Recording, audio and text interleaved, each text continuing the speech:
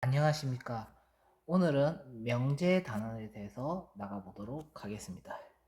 이전 시간까지 우리는 집합에 대해서 배웠습니다. 그래서 간단하게 집합과 관련된 문제를 하나 풀어보고 명제에 대해서 나가도록 해보겠습니다. 그 페이지 193쪽에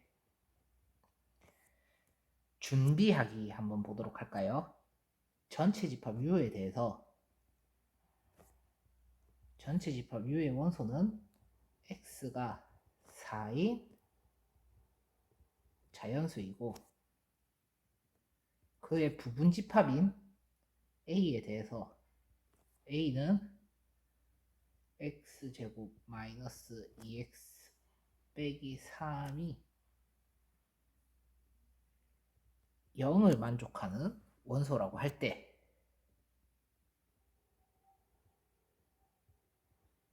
A의 원소를 원소 나열법으로 한번 나타내 보도록 하겠습니다. 자, 그러면은 U에 대한 원소를 원소 나열법으로 나타내면 어떻게 될까요? 자연수로 했으니까 1, 2, 3이 되겠습니다.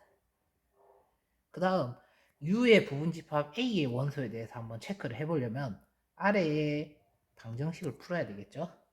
방정식을 인수분해하면 빼기 1에 x 플러스 3은 0이 됩니다.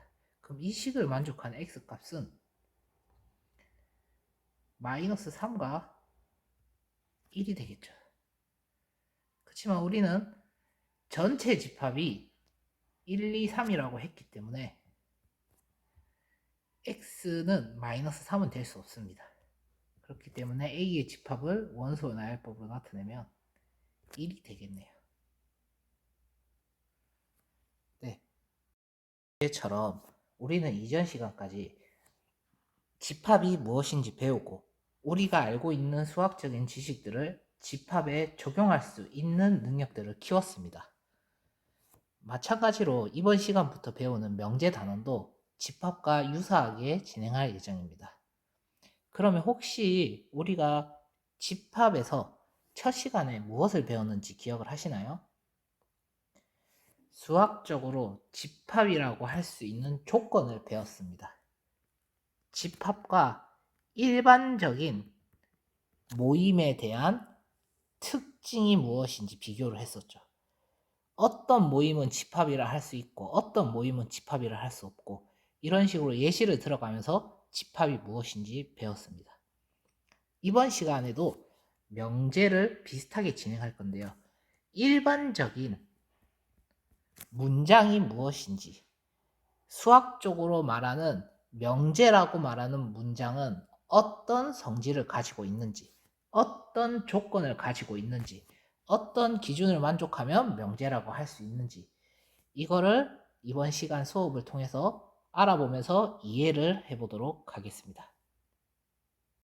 생각 열기를 보면서 명제가 무엇인지 한번 직관적으로 이해해보는 과정을 겪어보도록 하겠습니다.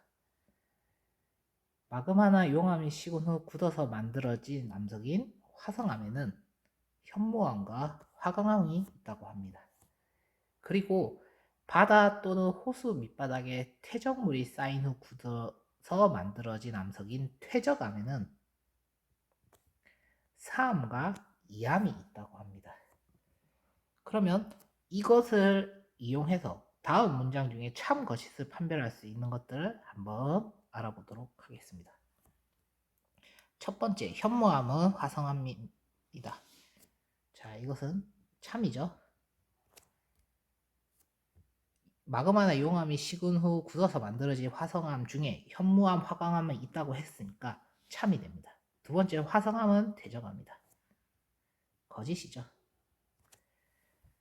화성암은 마그마나 용암이 식어서 생겼고 퇴적암은 바다 또는 호수 밑바닥에 퇴적물이 쌓여서 생기는 퇴적암이기 때문에 두 번째 문장은 거짓이 됩니다. 그 다음에 세 번째 문장, 사암은 단단한 암석이다. 단단할까요? 그림에서 보면 단단해 보이기도 하는데 아니면은 퇴적물이 쌓였으니까 별로 단단하지 않을 것 같아요. 이렇게 대답을 할 수도 있지만 우리가 수학적으로 단단하다는 얼마나 단단하다, 누구보다 단단하다, 이런 기준이 정해져 있지 않으면은 수학적으로 단단하다, 단단하지 못하다라고 말을 할 수가 없습니다. 그렇기 때문에 이것은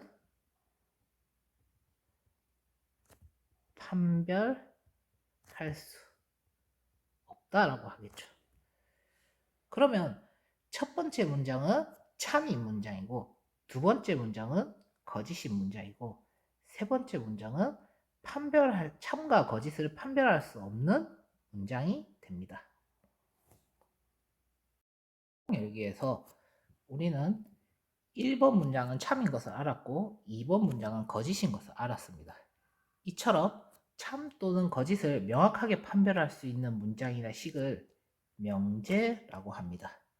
한편 3번 문장의 경우는 단단하다라는 말은 명확하게 기준을 제시를 안 했습니다. 예를 들어 무엇보다 단단하다라고 말했으면은 참과 거짓을 판단을 할 수 있겠죠. 하지만 그냥 단단하다라고 했기 때문에 참인지 거짓인지 판별할 수 없는 문장이었습니다.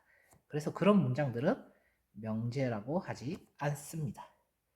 이거 보면은 우리 집합 때 했던 거 기억하시나요?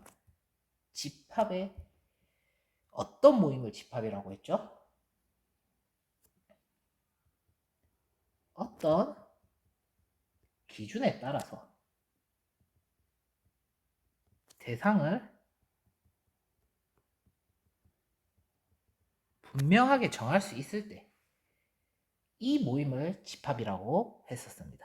이때도 이 기준이 수학적으로 명확해야 했었죠. 명제도 명확한 기준을 가진 문장들을 명제라고 합니다.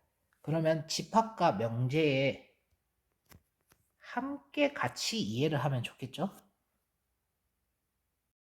우리는 보기의 예를 통해서 다음 문장들이 참인지 거짓인지 혹은 참, 거짓을 명확하게 구분할 수 있는 문장인지를 확인을 해보고 명제가 되는지 안 되는지를 한번 파악해 보도록 하겠습니다. 첫 번째 문장, 유리수는 실수이다. 맞죠? 유리수는 실수이다라는 문장은 참인 명제가 맞습니다. 왜냐하면 실수 안에 유리수와 무리수가 나눠지기 때문에 그의 포함관계인 유리수는 참이 됩니다. 그 다음 두 번째 문장, 2의 제곱은 5보다 크다. 즉 4는 5보다 크다라는 식은 거짓입니다. 거짓인데 명제가 되죠. 명확하게 참과 거짓을 판별할 수 있기 때문에. 자, 세 번째, 인생은 아름답다. 이 문장은 아름답다라는 기준이 명확하지 않아서 참인지 거짓인지 판별할 수 없습니다. 그러면 1과 2는 명제이고 3번은 명제가 아니라고 할 수 있습니다. 그러면 제가 추가적인 예시를 조금 더 들어보도록 하겠습니다. 방정식 2x 플러스 4는 6이라는 식이 있습니다. 이 식은 명제가 될 수 있을까요? 그리고 x 빼기 1의 제곱은 x제곱 마이너스 2x 플러스 1. 이 식은 명제가 될 수 있을까요? 자, 첫 번째 식은 x가 1일 때는 참입니다. 그죠? 그리고 x가 1이 아니면 거짓이 됩니다. 그러면 참일 수도 있고 거짓일 수도 있기 때문에 이것은 명제가 될 수 없습니다. 그러면 오른쪽 식을 한번 보도록 하겠습니다. 오른쪽 식은 항등식이죠. x 값과 관계없이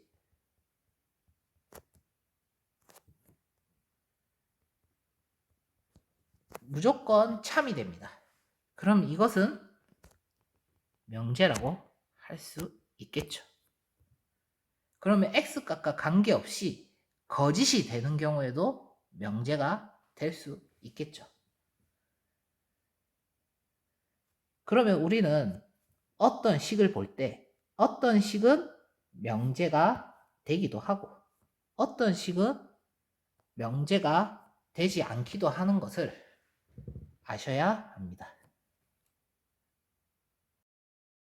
이제 문제를 한번 풀어보겠습니다. 1번 파이는 유리수이다. 파이는 무리수입니다. 그렇기 때문에 거짓인 명제입니다. 그리고 한강은 긴 강이다.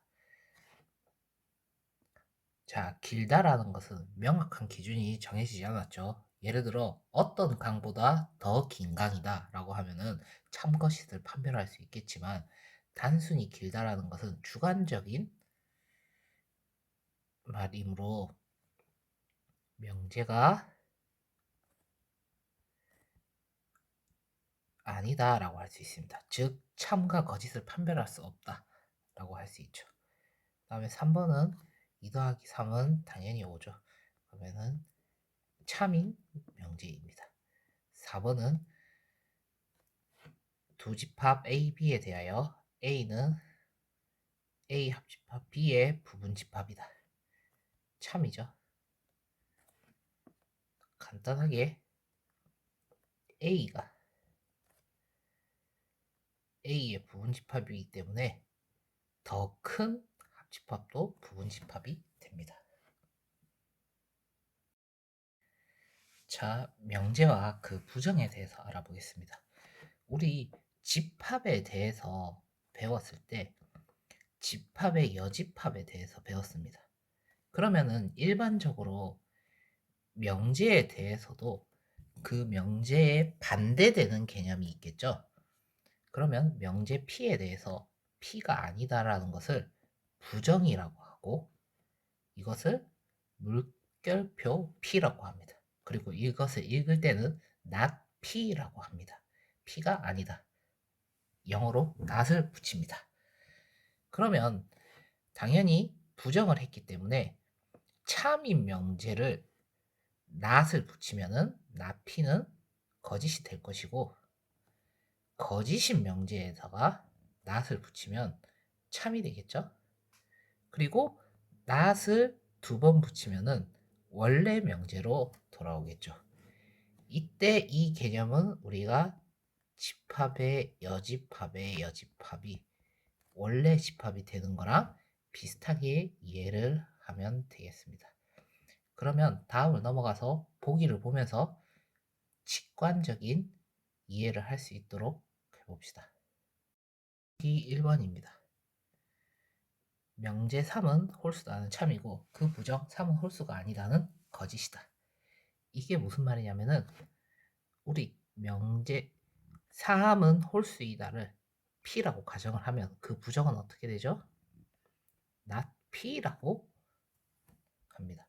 그럼 이때 홀수이다를 반대로 말하면은 홀수가 아니다라고 하는데 명확하게 반대라고 하지 않고 우리 수학적으로는 부정이라고 합니다.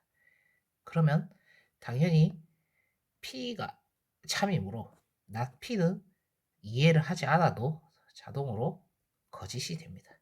그럼 우리는 일단은 어떤 명제를 구할 때 일일이 참과 거짓을 구해도 되지만 P의 참거짓을 판별한 다음에 not P의 참거짓을 판별할 수도 있고 not P의 참거짓을 판단을 한 다음에 자동으로 P의 참거짓을 아는 방법도 있겠죠.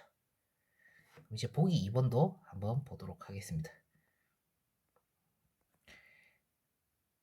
명제 1보다 4가 작다는 거짓이고 그 부정 1보다 4가 작거나 같다는 참이다. 이게 무슨 말이냐면은 1보다 4가 작다. 이 말은 우리가 거짓인데 이것을 명제 P라고 하면은 그 부정인 명제는 1이 크다가 반대가 되니까 1이 작거나 같다가 됩니다. 여기서 중요한 거는 크다의 부정은 작다가 아니고